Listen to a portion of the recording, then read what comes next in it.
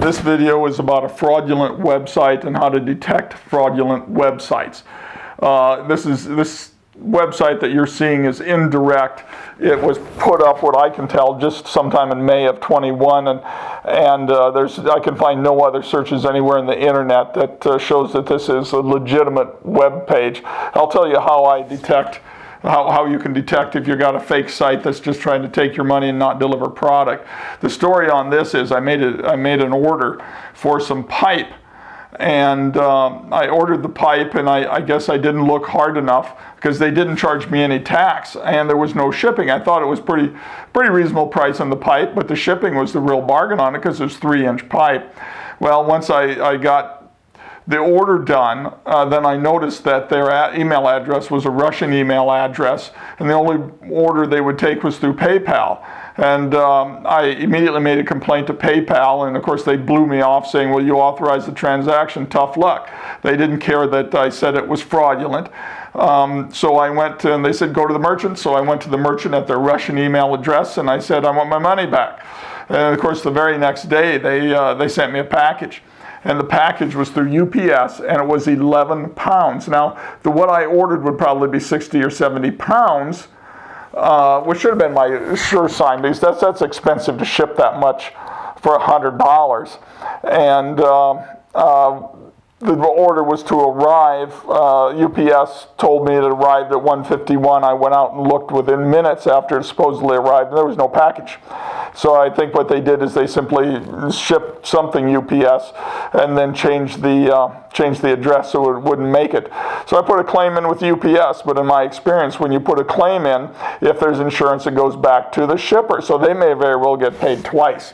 So, and then there's a lot of these sites out there. I've run across several in the last few months, and in my research and trying to figure out how to detect these, it's become a really big problem where they clone these websites, put them up, and take your money and then give you the runaround before you get your money back. If you have a Visa or MasterCard, it doesn't seem to be such a problem, but PayPal, they're more interested in their 3.5% fee. So how do you tell? First thing you tell is, do they charge sales tax? And this company didn't charge sales tax. And so it says right there, do I need to pay sales tax? No. Well, that's illegal. That means there's clearly something. Second, you go to the contact info. It says right there, contact us. What do they give you? They give you a non-clickable MSN email address.